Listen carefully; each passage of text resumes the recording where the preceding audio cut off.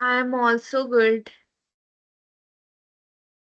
Of course पर ही आप assignment submit कर सकती हो, जब मर्जी कर दो।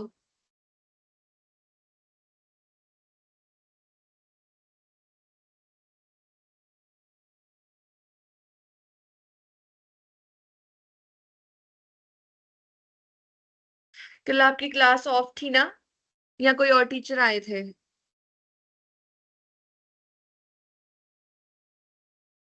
मैम 18 तक ही डेट है, कैसे होगा? हो जाएगा। आज 9 है, आज 10 है ना।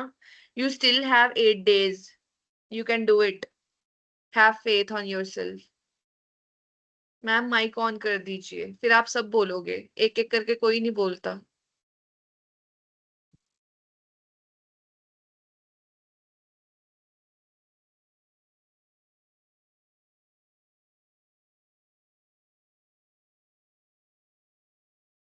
मैम एग्जाम भी है। मैम कैसी शीट यूज करनी है? A4 यूज कर लो। A4 शीट यूज कर लेना। मैम एग्जाम्स भी हैं, ये तो फिर दिक्कत है। पर करनी तो पड़ेगी अब, कोई हाँ प्लेन कर लेना यूज। प्लेन या लाइन वाली अपनी मर्जी देख लेना। सर से बात करूं? अच्छा।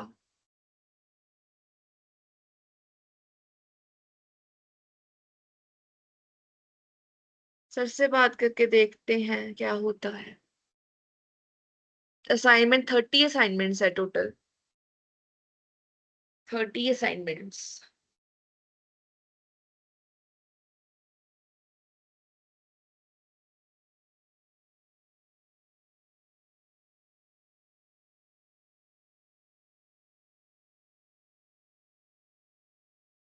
15 नहीं होंगी, 30 होंगी, 15 प्रैक्टिकल होंगी।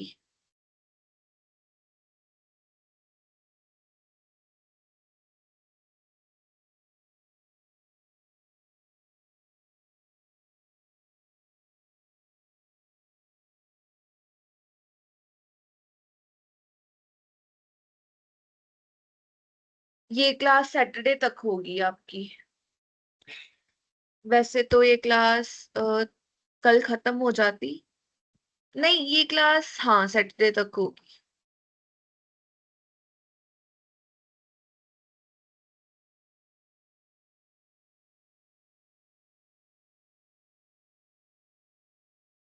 20 तारीख तक होना चाहिए। ठीक है।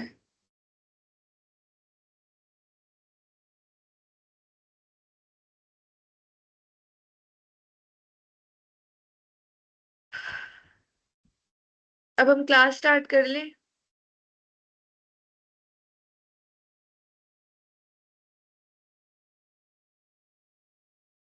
असाइनमेंट्स पेंडिंग दिखा रहा है, कोई बात नहीं, अप्रूव हो जाएंगी। ओके, तो let's get started.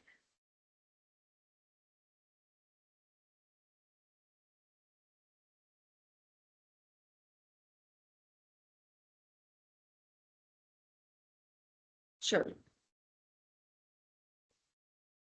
Topic clear नहीं है? कौन से टॉपिक्स क्लियर नहीं है? Let me no.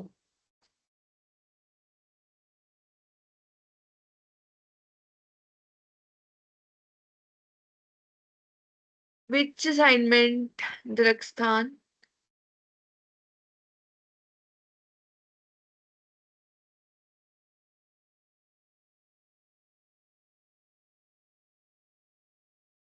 तो आज का हमारा टॉपिक है क्रिएटिव राइटिंग। तो पहले आप मुझे बताओ, लिंक में 15 है, 15 प्रैक्टिकल भी होंगे। अच्छे से देखो।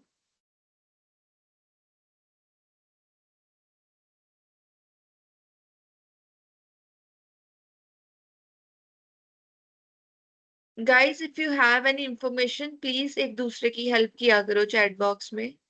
It will be very beneficial for all of us, so that मैं भी लेक्चर पे अच्छे से ध्यान दे पाऊंगी। I can not deliver a lecture and answer you meanwhile, है ना?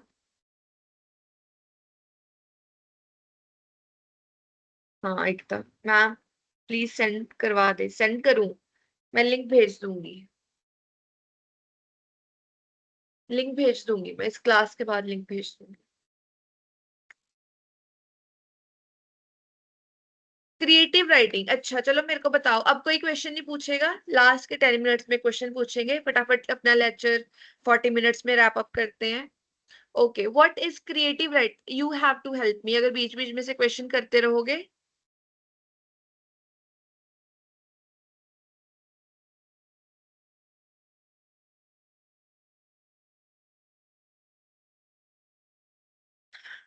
व्हाट इज क्रिएटिव राइटिंग, आपको क्या लगता है क्रिएटिव राइटिंग क्या होता है?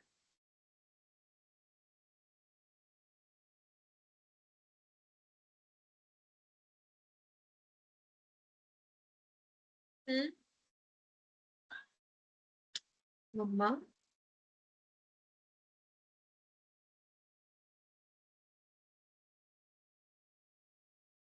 बोलो, आंसर करो, क्रिएटिव राइटिंग क्या होता है, कोई आइडिया है इसके बारे में?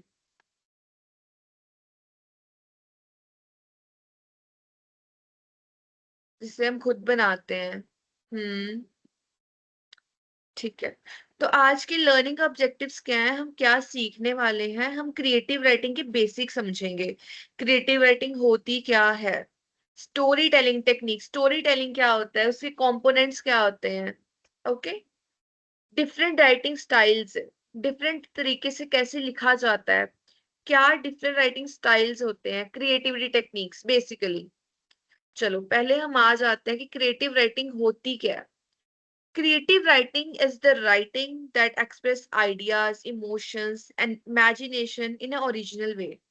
क्रिएटिव राइटिंग क्या होती है, क्रिएटिव राइटिंग होती है जो आपके आइडियाज को, इमोशंस को या आपकी इमेजिनेशन को बहुत ओरिजिनल वे में लिखा हो।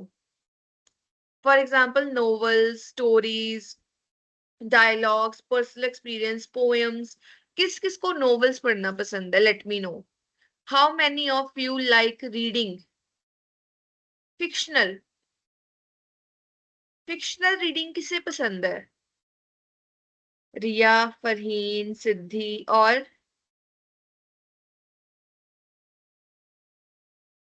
सुमन। लड़के नहीं पढ़ते? लाइक पीरे कामिल, मैंने बहुत सुना है इस नोवेल के बारे में। सुमन, आई एम।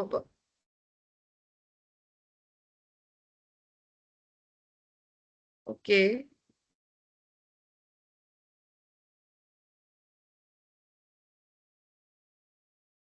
और कोई, और किसको किसको पसंद है नोवेल्स पढ़ना?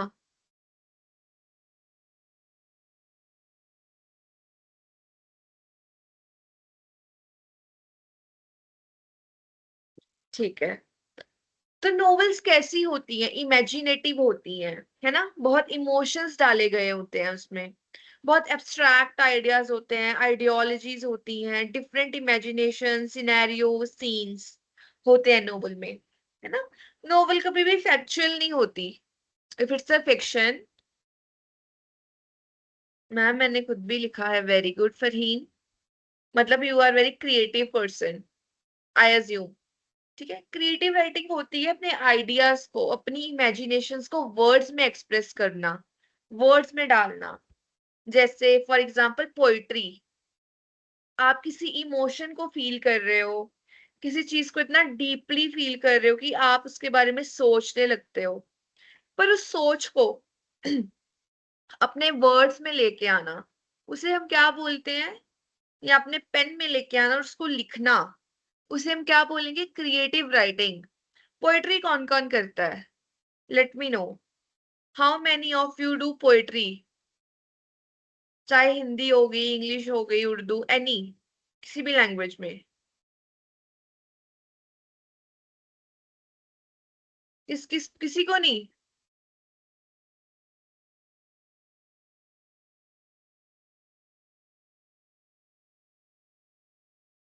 किसी को नहीं पसंद पोइट्री करना? नो। ओके, तो क्रिएटिव राइटिंग एग्जांपल्स क्या है, novels, poems, dialogues, personal experience के बारे में लिखना, इसे हम क्या बोलते हैं? Creative writing. One of my friend does. Okay, creative writing का मेन पर्पस क्या है, मेन फोकस क्या है? हमारी इमेजिनेशन इंक्रीज करना।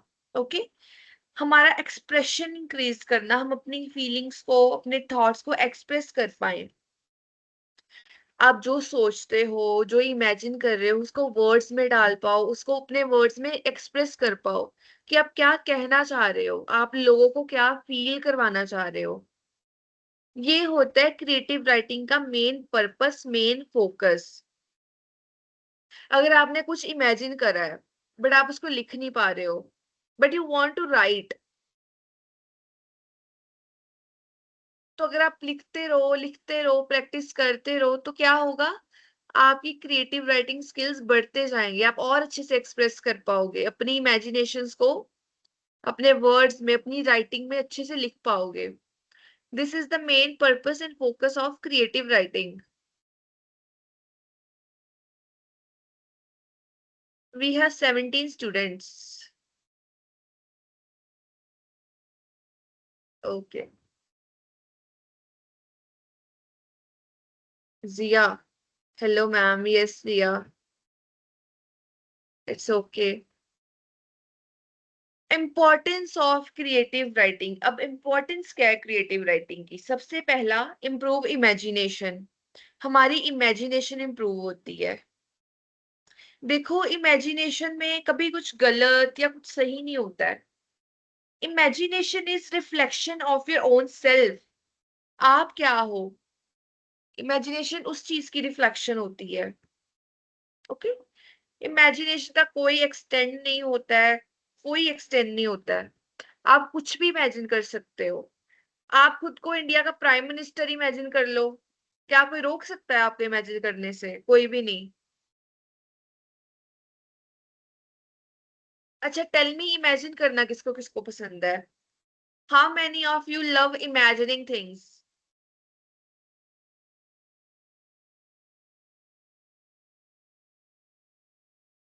क्या इमेजिन करते हो? Day dreaming? क्या इमेजिन करते हो? खुद को अपनी क्रश के साथ? हाँ,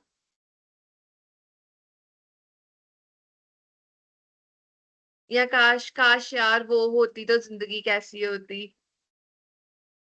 या वो होता तो जिंदगी कैसी होती।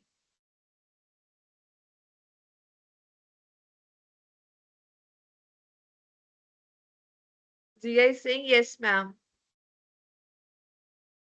नाइस मैम, मैं एक टॉपिक के बारे में पढ़ती हूँ। गुड। काश मैं एक अच्छी टीचर होती। आप अच्छी टीचर बनेंगी। ठीक है। Develop communication skills. हमारे कम्युनिकेशन स्किल्स इंप्रूव होते, कैसे उसे प्रपोज करें ये इमेजिन करता।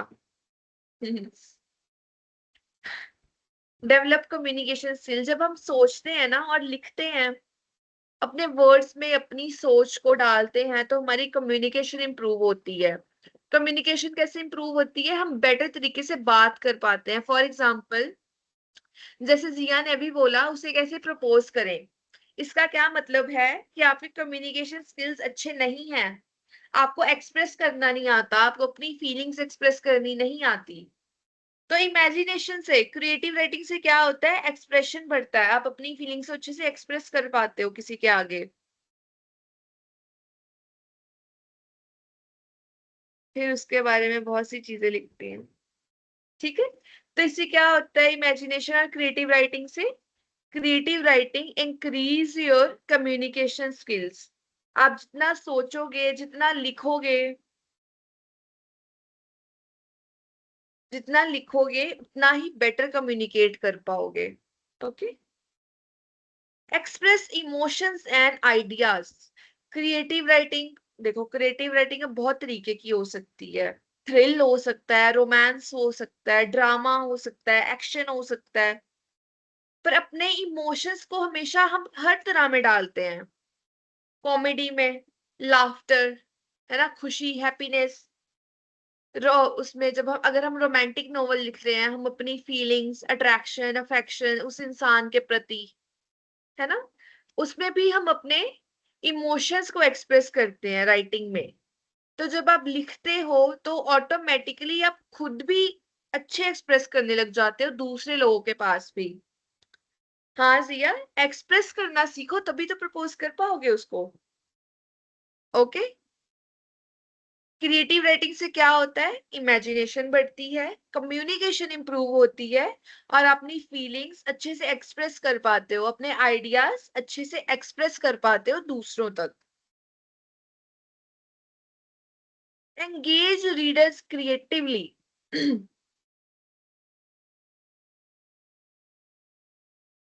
एक्सप्रेस तो कर लेते हैं पर लिख नहीं पाते। इसका मतलब है आपके राइटिंग स्किल्स को इम्प्रूवमेंट की जरूरत है। ठीक है। If you can communicate but you can't right, तो फिर आपके राइटिंग स्किल्स पे आपको ध्यान देना। इंट्रोवर्ट, मैं भी इंट्रोवर्ट ही हूँ, डोंट वरी। तो मैम उसके लिए क्या करें, उसके लिए लिखना सीखिए, वोकैबुलरी, अपना ग्रामर ठीक रखो, वर्ड सीखो, लिटरेरी डिवाइसेस हो गए, उसके बारे में भी हम पढ़ेंगे।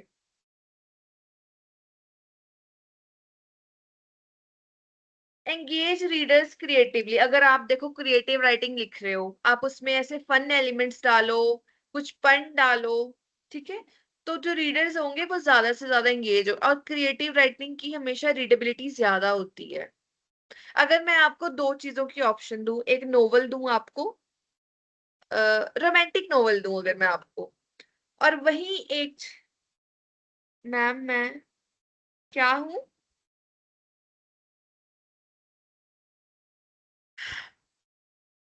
अगर मैं आपको एक नोवेल दूं और वही एक जगह मैं आपको एक आर्टिकल दे दूं, आप क्या पढ़ोगे? हाँ जी। अगर मैं आपको एक रोमांटिक नोवेल दूं और एक आपको फैक्चुअल आर्टिकल दूं, तो आप क्या पढ़ोगे? आर्टिकल पढ़ोगे?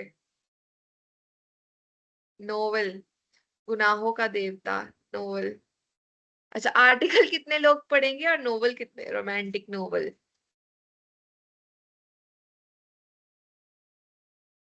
मैम आर्टिकल को मूवी में कन्वर्ट कर देंगे। अच्छा, नोवेल। आर्टिकल किस पर है, कोई भी फैक्चुअल आर्टिकल, टेक्नोलॉजी, एजुकेशन, ऐसे बोरिंग आर्टिकल्स।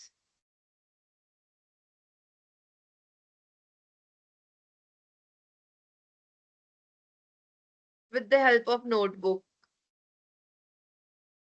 अच्छा, आर्टिकल छोटा होता है तो पहले वो, नहीं पर अगर आर्टिकल इंटरेस्टिंग ही नहीं है तो? Sorry, you are not my type. किसको बोल रहे हो?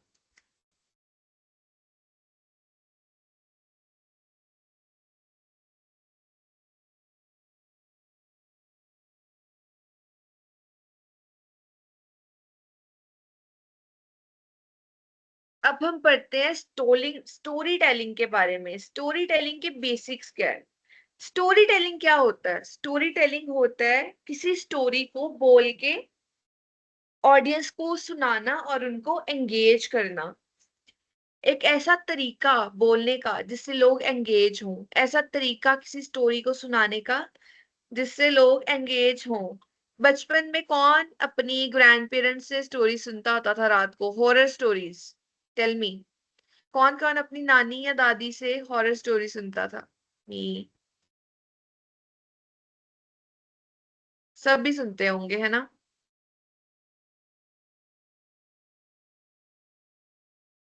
अभी भी? Very lucky you are Farheen, अभी भी सुनती हो चोर की स्टोरी? जो लोग अभी भी सुनते हैं, very lucky you guys are. तो स्टोरी के हम बेसिक एलिमेंट्स के बारे में पढ़ते हैं। स्टोरी में क्या होता है, करेक्टर्स होते हैं, सेटिंग होती है, प्लॉट होता है, कॉन्फ्लिक्ट होती है, एंडिंग होती है। आगे वाली स्लाइड्स में हम इनको डीपली पढ़ेंगे कि ये करेक्टर्स क्या होते हैं, सेटिंग क्या होती है, प्लॉट क्या होता है। ठीक है। ये ये जो है ना, जो आपको स्क्रीन पे ये पांच दिख रहे हैं, ये किसी भी स्टोरी के बेसिक एलिमेंट्स हैं, इनको याद रखो। करेक्टर के बिना स्टोरी अधूरी है। स्टोरी में कोई तो होना चाहिए ना, स्टोरी कैरेक्टर्स के बिना तो स्टोरी हो ही नहीं सकती। Setting, plot, conflict. कॉन्फ्लिक्ट का क्या मतलब है? अगर कोई झगड़ा नहीं होगा, कोई चैलेंज नहीं होगा स्टोरी में, अगर दो लवर्स को उनकी फैमिली मिलने नहीं दे रही, अगर इजीली वो मिल जाए तो क्या मूवी इंटरेस्टिंग होगी?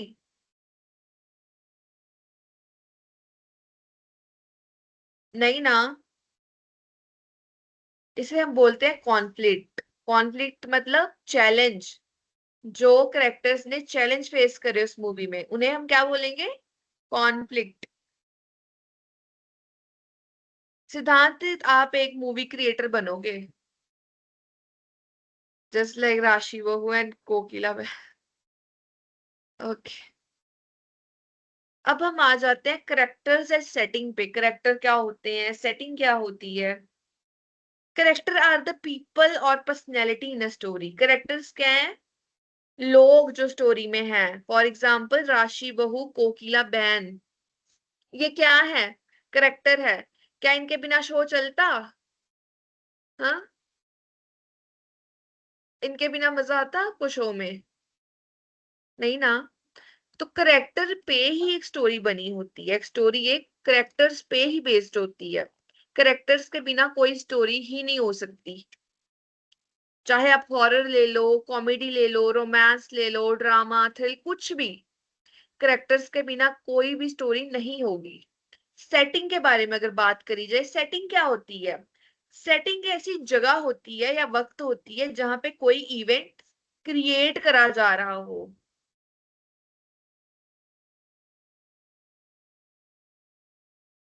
Ma'am, let the characters be X Y Z. Okay. Historical setting, settings बहुत तरह की हो सकती हैं। सेटिंग का मेन मतलब समझो। सेटिंग का कोई भी जगह, कोई भी वक्त, जहां, सिद्धांत, सेटिंग क्या होती है? कोई भी जगह, कोई भी वक्त जहां पे वो स्टोरी पेश की गई हो, जहां पे कोई इवेंट अक्कर कर रहा हो। जैसे फॉर एग्जाम्पल वीर ज़ारा लगा लो। अब वीर ज़ारा की क्या सेटिंग थी? वीर ज़ारा किसने किसने देखी है? वीर ज़ारा मूवी की क्या सेटिंग थी?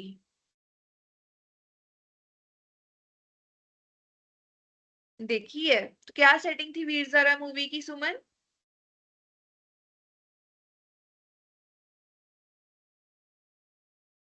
Me ma'am 17 times. अच्छा जिया, फिर बताओ क्या सेटिंग थी वीर ज़ारा मूवी की? इंटरवल से पहले, इंटरवल के बाद क्या सेटिंग रही है मूवी की?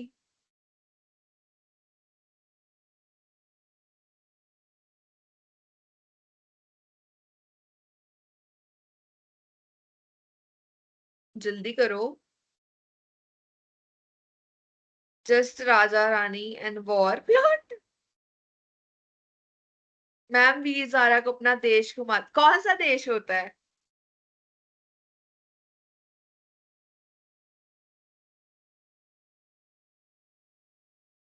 सेटिंग है जहां पे वो इवेंट हो रहा हो, जिस जगह पे, जिस टाइम में। इंडिया, तो इंडिया क्या था? सेटिंग। इंडिया पंजाब, हाँ, इंडिया पंजाब क्या था? सेटिंग थी उस इवेंट की। इंटरवल के पहले और इंटरवल के बाद, जब जारा चले जाती है, कहाँ चले जाती है? जारा कहाँ की होती है? वीर कहाँ पे जाता है उसको ढूंढने? ढूंढने नहीं, सॉरी, उसको पाकिस्तान उसको लाने। हाँ, तो ये इंडिया में पंजाब इंटरवल के पहले की सेटिंग थी, और पाकिस्तान इंटरवल के, अमृतसर, अच्छा, ठीक है। अमृतसर तो गदर की सेटिंग है ना, आई थिंक। गदर किसने किसने देखी है?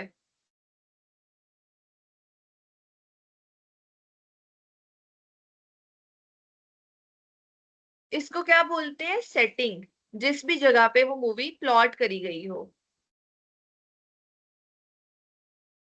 ये देखो, एग्जाम्पल है इसकी, वैसे तो मैंने आपको 2-3 एग्जाम्पल्स दे दी हैं, पर जो पीपीटी में एग्जाम्पल है मैं उससे भी समझाती हूँ। A student studying in a village during a rainy season. तो इसमें सेटिंग क्या है आप बताओ मुझे। A student studying in a village,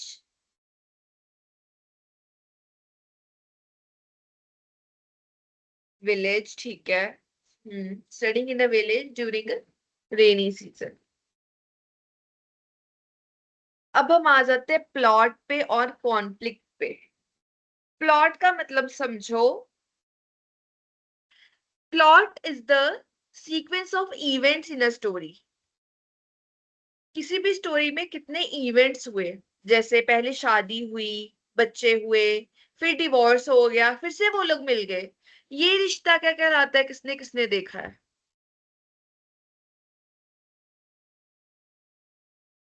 how many of you have watched ये रिश्ता। मैंने। तो ये रिश्ता क्या कहलाता है, भी क्या होता है हर कपल के साथ।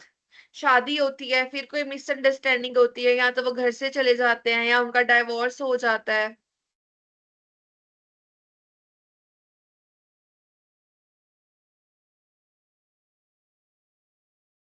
ठीक है। इन प्लॉट्स को, इन सीक्वेंसेस को क्या बोलते हैं हम। कोई मर के जिंदा भी हो जाता है, हाँ, तो इन सब चीजों को क्या बोलते हैं हम, प्लॉट ट्विस्ट। स्टोरी का धीरे धीरे आगे बढ़ना, अलग अलग मोड़ आने किसी स्टोरी में। Wedding, patch up, meetup. हाँ, ये रिश्ता में तो ये सब ही था सिर्फ। मुझे कभी वो शो समझ में ही नहीं आया, the most ridiculous show ever.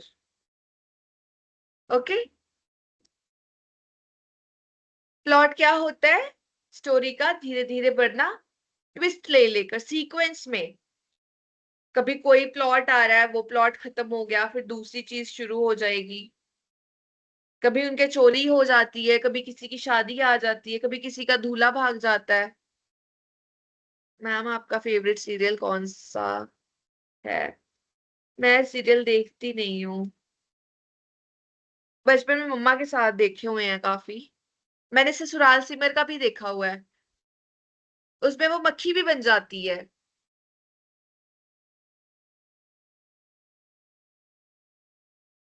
सास बहू और साजिश।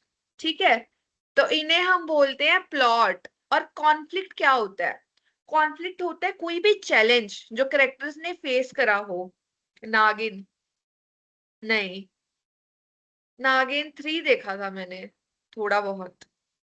ठीक है। कॉन्फ्लिक्ट क्या है, कोई भी challenge, any challenge faced by the characters, उन्हें हम क्या बोलेंगे, कॉन्फ्लिक्ट। जैसे मेल और फीमेल में झगड़ा हो जाना, जो लीड एक्टर्स हैं, लीड रोल्स हैं जो, फॉर एग्जाम्पल अक्षरा और नैतिक, उनका ब्रेकअप, पैचअप, डिवोर्स, इसको हम क्या बोलेंगे, conflict.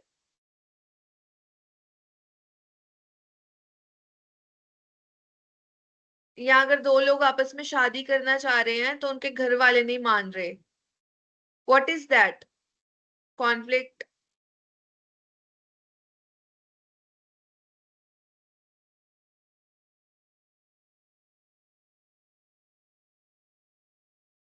Example, a student preparing for exams while facing difficulties.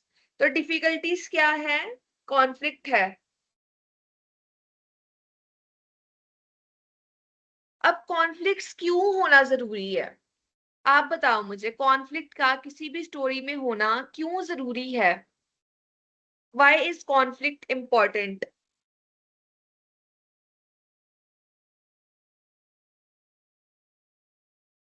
To make it interesting, right?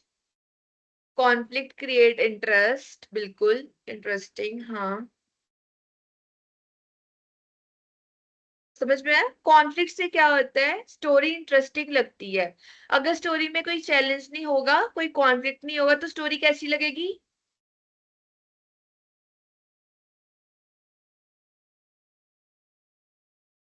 जी, ये भी कॉन्फ्लिक्ट होगा। एनी चैलेंज बोरिंग लगेगी, बिल्कुल। Ma'am, loving someone who love someone else. अपनी स्टोरी तो नहीं ना बता रहे सिद्धांत? I wish not.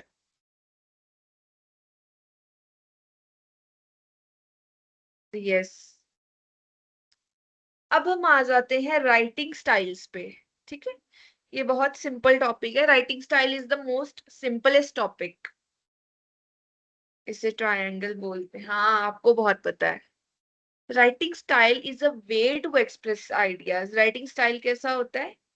ऐसी राइटिंग टेक्निक्स जो आइडियाज को एक्सप्रेस करने में हेल्प करती हैं। सबसे पहले हम आ जाते हैं फॉर्मल पे। फॉर्मल राइटिंग आपने बहुत बार पढ़ी है, तो आप मुझे बताओ फॉर्मल राइटिंग क्या होती है, कैसी होती है? एग्जांपल्स दो फॉर्मल राइटिंग के। What is formal writing?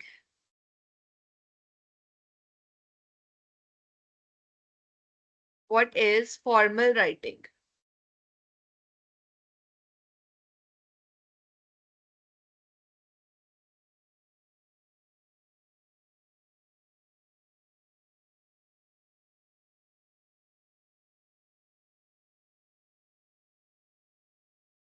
Like any article used for administrative work. Very good. Official applications ji. Formal writing का मतलब है objectivity, something based on facts, logic, reasonings.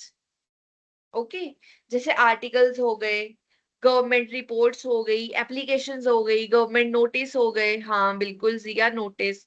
इन सबको हम क्या बोलेंगे? Formal writing. ठीक है। इनफॉर्मल राइटिंग क्या होता है? चलो, what is informal writing? Blogs क्या थे, फॉर्मल या इनफॉर्मल? इनविटेशन जी। Blog, very good. Casual blogs, letters. हाँ, इनफॉर्मल लेटर्स। लेटर्स भी दो टाइप की होती है ना, फॉर्मल और इनफॉर्मल। कोई भी ऐसा राइटिंग स्टाइल जिनमें आप अपनी लव लेटर, अपनी फीलिंग या अपने आइडियाज, अपना एक्सपीरियंस, थॉट डाल सको, उसे हम क्या बोलेंगे? Informal writing style. कोई भी राइटिंग स्टाइल जिसमें आप अपना आइडिया, अपना थॉट या अपना एक्सपीरियंस या अपने इमोशंस डाल सको, उसे हम क्या बोलेंगे? Informal style of writing. अब हम आ जाते हैं डिस्क्रिप्टिव राइटिंग पे।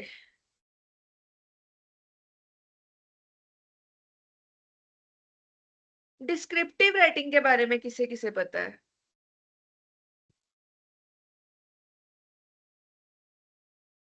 स्टोरी, हाँ जी। और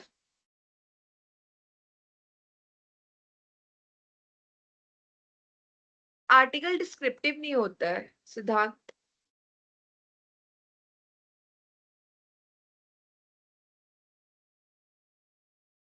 in which a particular topic is explained. Descriptive writing means जिसमें आप किसी आइडिया को, किसी इवेंट को, किसी करेक्टर को पूरा डिटेल में एक्सप्लेन करते हो, बिल्कुल डिटेल में, उसका कोई एस्पेक्ट नहीं छोड़ते हो। डिस्क्रिप्टिव राइटिंग इज लाइक, जैसे आपने कोई टॉपिक या कुछ चीज के बारे में, किसी इवेंट के बारे में, किसी पर्सन, आर्टिकल आर्टिकल की बात कर, किसी इवेंट के बारे में, पर्सन के बारे में या सिनेरियो के बारे में बात करो, तो आप उसमें इतनी डिटेल दो, इतने सेंसरी एलिमेंट्स डालो कि सामने वाले की आंखों के सामने एक इमेज क्रिएट हो जाए। ठीक है, ऐसे लिखा जाए जिसमें एक इमेज क्रिएट हो जाए आंखों के सामने रीडर के।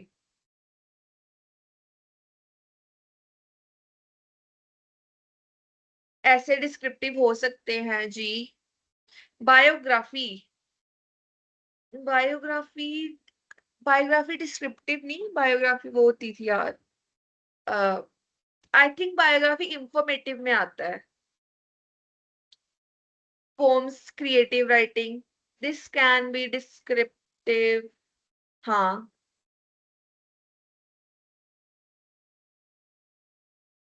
ओके, डिस्क्रिप्टिव राइटिंग को ऐसे याद रखना है, ऐसे तरीके से लिखा जाना कि रीडर की आंखों के सामने वो सिनेरियो क्रिएट हो जाए।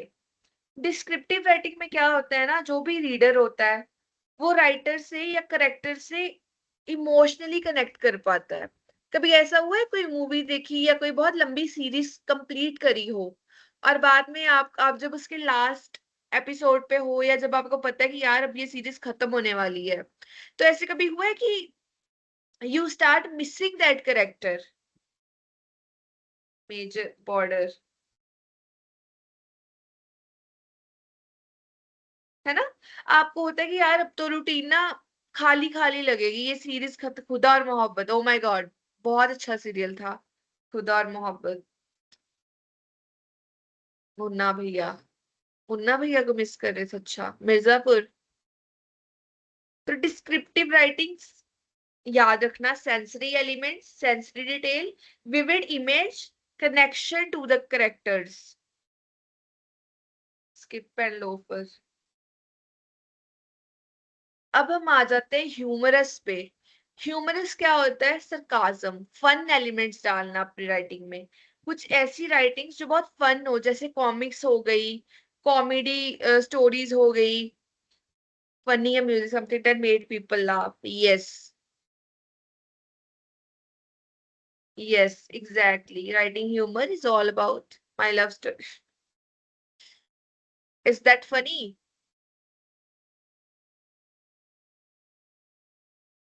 क्रिएटिविटी टेक्निक्स, अब ये हमने पढ़ा है, ब्रेनस्टॉर्मिंग बहुत बार पढ़ा है। लिखने से पहले सोचना, ऑब्जर्व डेली एक्टिविटीज, अपने आसपास की एक्टिविटीज को देखो क्या चल रहा है।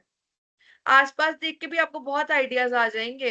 हंगामा, सास बहू का झगड़ा, लव स्टोरीज, आसपास किसका ब्रेकअप हो रहा है, किसका पैचअप हो रहा है। खिचड़ी, हाँ, ऐसे shows. Imagine what if situations, what if I were a prime minister, what if I was the president of Russia? What if I was the president of US? अगर मैं यूएस का, रशिया का, India का president या prime minister होता तो क्या होता? ऐसी सिचुएशंस को इमेजिन करा। मैम अमेरिका काम से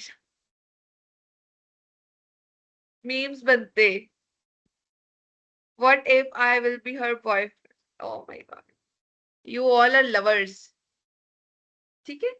ऐसी चीजें सोचोगे तो क्रिएटिविटी बढ़ेगी। ऐसी ऐसी थोड़ी अजीब अजीब चीजें सोचना भी अच्छा होता है कभी कभी। रीड स्टोरीज एंड बुक्स, अब जितनी स्टोरीज या बुक्स पढ़ोगे ना, उतनी ही आपकी क्रिएटिविटी इंक्रीज होगी। Okay, that's over thinking. अच्छा, then what is imagination? What do you think, what is the difference between over thinking and imagination? Read stories and books, stories, novels, books, ये सब पढ़ना भी बहुत जरूरी है क्रिएटिव राइटिंग के लिए। ओके, आप जब पढ़ते हो ना तो आपको आइडियाज जनरेट होते हैं, आपको पता चलता है कि लिखना कैसे है, कैसा कंटेंट या कैसी लैंग्वेज रीडर्स को पसंद आती है। ओके, तो जो लोग आप में से नॉवेल्स पढ़ते हैं, very good, keep it up, पढ़ा करो।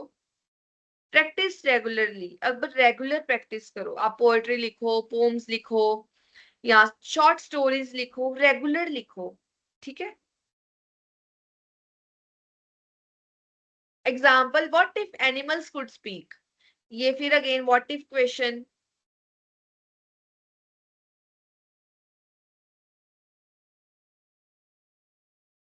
ओवर थिंकिंग इज उस चीज को बार बार सोचना। Okay, overthinking is something negative.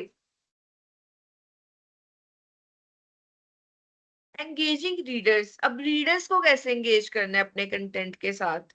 Interesting opening lines, interesting opening lines लिखो। जैसे आप अपनी लाइन स्टार्ट करो, what if aliens attack earth tomorrow? What if aliens attack us tomorrow?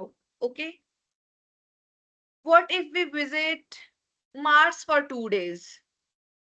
ऐसी इंटरेस्टिंग, इमेजिनेटिव, क्रिएटिव चीजें सोचो, उनके बारे में लिखो, ओपनिंग इंटरेस्टिंग करो कि रीडर का बाकी का कंटेंट पढ़ने का भी मन करे। हम्म। ठीक है। डिस्क्रिप्टिव लैंग्वेज, अब डिस्क्रिप्टिव मैंने आपको समझाया पूरा डिटेल में। सेंसरी डिटेल देनी है कि रीडर को फील हो। आप जो लिख रहे हो, अगर आप एक इमोशनल सीन चल रहा है तो रीडर भी रोने लगे, ऐसे लिखना है आपको। ऐसी डिटेल्स, ऐसी सेंसरी डिटेल्स, एलिमेंट्स डालने हैं कि अगर आपकी नोवेल में एक इमोशनल सीन चल रहा है तो रीडर शुड ऑल्सो क्राई। ठीक है। या अगर कोई लवी सीन, लवी डवी सीन हो रहा है तो reader should also blush while reading. इसको हम बोलते हैं descriptive language. Emotional connection, reader को करेक्टर्स के साथ इमोशनली एंगेज करना। जस्ट अ स्टोरी लाइक सनम तेरी कसम, बिल्कुल। सस्पेंस और क्रियोसिटी, अब सस्पेंस के बिना तो कोई भी स्टोरी अधूरी है। सस्पेंस होना बहुत इंपॉर्टेंट है। अगर सस्पेंस नहीं होगा ना तो मजा नहीं आएगा किसी भी स्टोरी को पढ़ने में। तो ऐसे सस्पेंस डालो, क्रियोसिटी हो जो। हाँ, बाहुबली। हाँ, वो क्या था, कटप्पा ने बाहुबली को क्यों मारा, है ना। देवदास, मैंने नहीं देखी Devdas.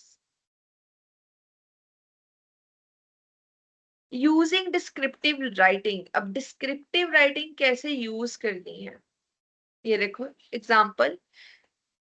The room was messy, एक एग्जाम्पल है। द रूम वॉज मेसी, अगर मैं ऐसे ही लिख दूं अपनी स्टोरी में या नोवेल में कि रूम वॉज मेसी, तो reader will think okay the room was messy. वो कुछ इमेजिन नहीं करेगा, उसके सामने एक पिक्चर नहीं आएगी मेसी रूम की।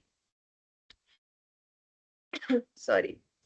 पर वहीं अगर मैं उसकी जगह लिखूं, books and papers were scattered across the small dusty room, कि बुक्स और पेपर्स एक छोटे से डस्टी रूम में स्कैटर्ड पड़े थे, इधर उधर बिखरे पड़े थे। तो आप क्या करोगे, आप एक रूम इमेजिन कर लोगे जहां पे बुक्स और पेपर्स इधर उधर बिखरे पड़े हैं, और वो रूम भी बहुत डस्टी सा है, क्लीन नहीं है। तो what will happen, you will create a image before your eyes. अगर मैं बोलूं it is a beautiful garden, okay it is a beautiful garden, and वही इफ आई से the garden was filled with roses, lilies, jasmine. It was smelling so decent, so good that I can smell it from far away. So what will happen? You will imagine those red roses, lilies, और white flowers. jasmine के flowers white color के होते हैं ना, बहुत महकती है jasmine, रात को बहुत महकती है। तो डिस्क्रिप्टिव राइटिंग का क्या पर्पस होता है, यूजर के, रीडर के सामने एक इमेज क्रिएट कर देना। कॉमन मिस्टेक्स, अब ये कॉमन मिस्टेक्स हैं जो लिखने के वक्त करी जाती हैं। क्या कॉमन मिस्टेक्स हैं जो लिखने के वक्त करी जाती हैं? कंफ्यूजिंग स्टोरी लाइन, अगर आप एक स्टोरी में बहुत सारे करेक्टर्स डाल दो और सभी करेक्टर्स को आप लीड बना दो, सभी की स्टोरी चला रहे हो, उसकी भी लव स्टोरी चल रही है, उसकी भी लव स्टोरी चल रही है, उसकी भी लव स्टोरी चल रही है, तो क्या होगा, बहुत कंफ्यूजिंग हो जाएगी स्टोरी।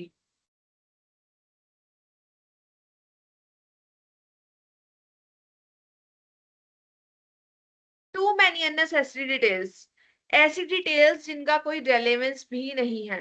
अगर आप अपनी स्टोरी में अपने लीड एक्टर्स के दूर के रिश्तेदारों को भी इंट्रोड्यूस कर रहे हो, उनका कोई रेलेवेंस नहीं है, उनका कोई इंपॉर्टेंस नहीं है स्टोरी में, है ना। या कुछ ऐसे करेक्टर्स जिनका कोई यूज नहीं है, लाइक कुरुलूस और हान। I have no idea about this. तो अननेसेसरी डिटेल्स, करेक्टर्स को अपनी स्टोरी को उनसे बचाना है। वीक एंडिंग्स, अब एंडिंग्स वीक नहीं होनी चाहिए। गिव मी एनी मूवी जिसका प्लॉट अच्छा था, करेक्टर अच्छे थे, कॉन्फ्लिक्ट अच्छा था, पर एंडिंग बहुत वीक थी, एंडिंग में मजा नहीं आया। स्ट्रेंजर थिंग्स देखी है किसी ने? How many of you have watched stranger things?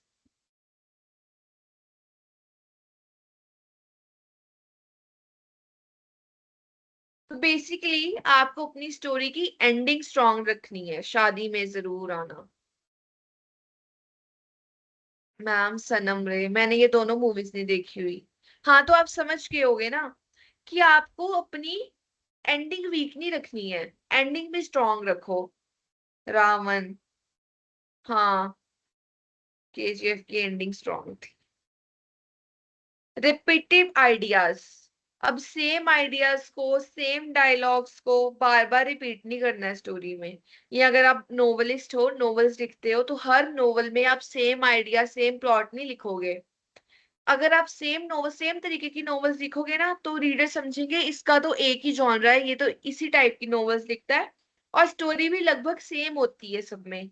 तो कभी भी अपने आइडियाज को रिपीट नहीं करना। Always remember this, never repeat your ideas. Keep story simple, organized and meaningful. अपनी स्टोरी को, नोवेल को सिंपल रखो और मीनिंगफुल रखो। उनमें से कुछ सीखने को मिले, कुछ मीनिंग निकले। जब आपकी स्टोरी एंड हो रही है, it should convey a meaning, it should convey a lesson. ठीक है। Practice session. Create characters and setting, right short story idea, practice descriptive writing. Okay, तो अब आपको कुछ करेक्टर्स बनाने हैं, सेटिंग देनी है और एक स्टोरी का आइडिया मेंशन करना है। ये तो बहुत इजी सी एक्टिविटी है, चैट बॉक्स में हो जाएगी। करेक्टर्स, सेटिंग और story idea. Okay, I am giving you 5 minutes quickly. Characters बनाओ, एक सेटिंग दो अपनी स्टोरी को और स्टोरी का आइडिया मेंशन करो।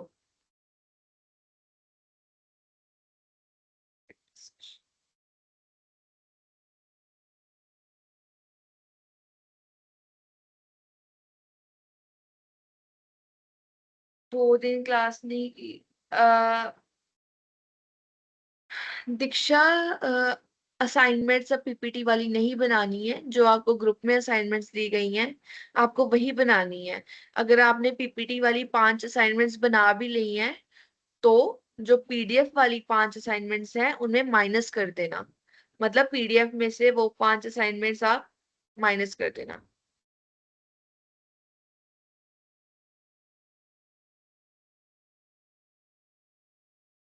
प्रैक्टिकल असाइनमेंट रिटर्न में ही वहां क्वेश्चन में लिखा होगा ना। अगर कुछ नहीं लिखा है, वीडियो या कुछ भी नहीं लिखा है, तो रिटर्न ही होगी। कॉलेज में भी असाइनमेंट सबमिट करनी है, but after getting it approved. अगर अप्रूवल से पहले सबमिट कर दोगे तो कोई फायदा नहीं है। 15 है असाइनमेंट, 30 असाइनमेंट्स होगी, 15 थ्योरी वाली और 15 प्रैक्टिकल वाली। 15 नहीं, 30 असाइनमेंट्स बनानी है। ये क्वेश्चन को जल्दी से करो, आई एम वेटिंग। तब तक मैं इनके सवालों का जवाब देती हूँ। फिर हम कुछ क्वेश्चंस डिस्कस करेंगे, देन अप्रूव, अप्रूव खुद हो जाएंगी।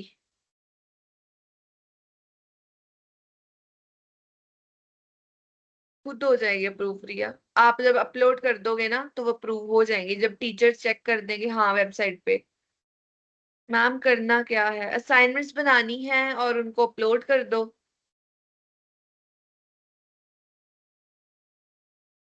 रिपोर्ट बना के। रुको, मैं आपको भेजती हूँ link. Give me a second, just give me.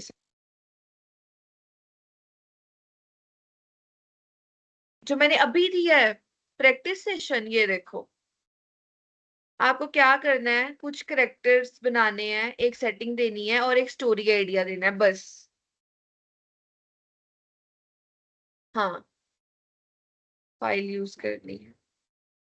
Let me just send you, जो भी है उसको पढ़ो, आपको सब समझ में आ जाएगा।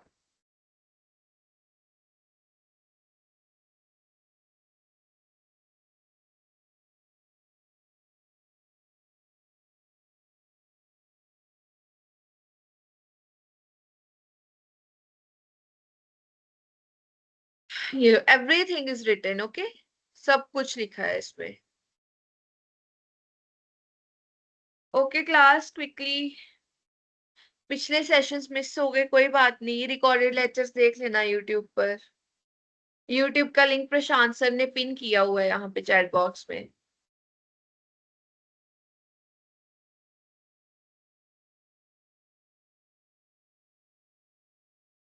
तो 20 के बाद कर देना।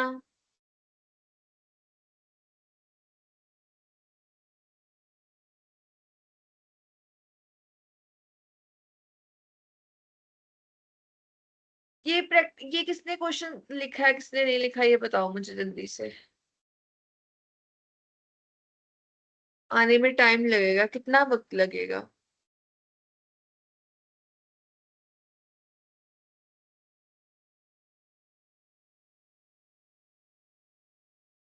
Okay okay wait, I am giving you a number.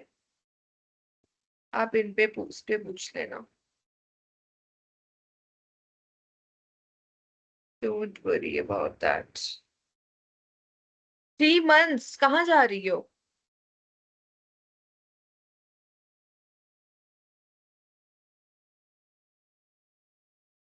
Delhi.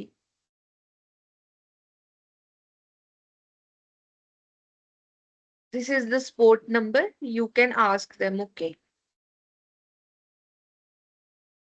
किसी ने नहीं करा होगा ये क्वेश्चन, तो कोई फायदा नहीं आपसे पूछने का। तो let's discuss some questions. What is creative writing? Support का नंबर है ये, हेल्पलाइन नंबर। कोई भी क्वेरी हो जस्ट कॉल देम, ओके। वो आपकी क्वेरी रिजॉल्व करेंगे।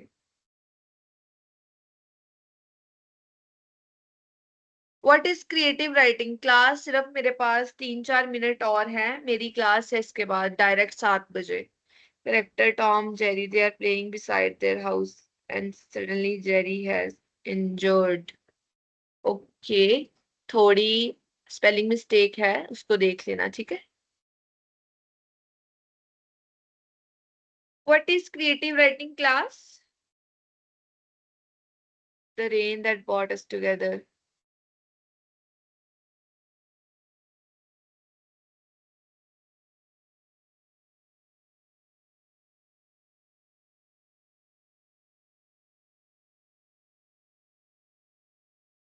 जिया, ये सच में सच लिखा है तुमने या इट्स जस्ट इमेजिनेशन?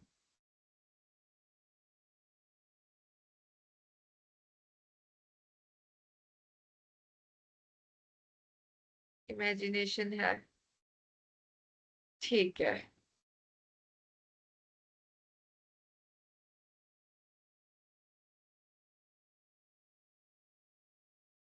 अच्छा मैम, ग्लांस में जो आता है जी। इतना अच्छा किस्मत नहीं है मैम।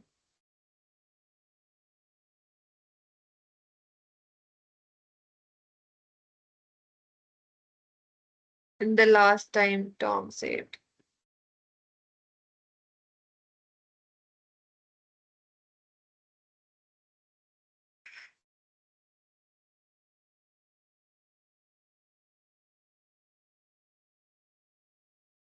जब आप रिकॉर्डेड लेक्चर्स देखोगे ना सक्षम, तो आपको असाइनमेंट्स भी मिल जाएगी।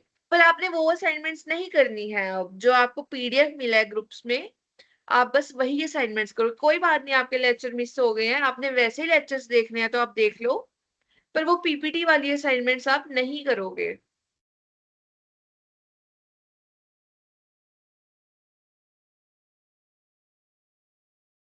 रिकॉर्डेड लेक्चर किस कॉलेज का मतलब?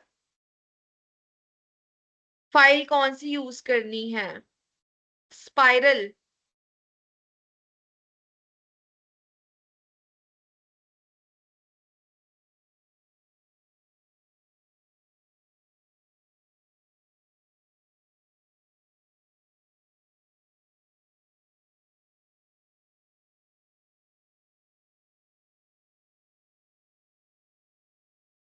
वो पुराने लेक्चर्स होते हैं ना फरहीन, पहले के रिकॉर्डेड लेक्चर्स होते हैं, but the content is same.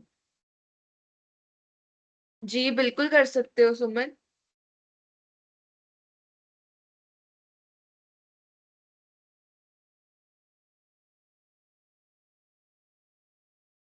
Okay class, I am leaving the class now. मेरी 2 मिनट में क्लास है अगली।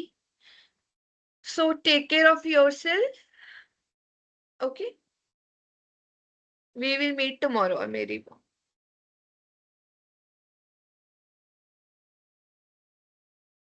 Yes, spiral.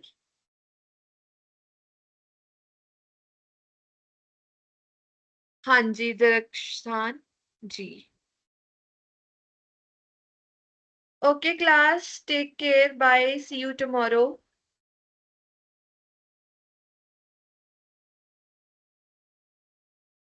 Okay okay students.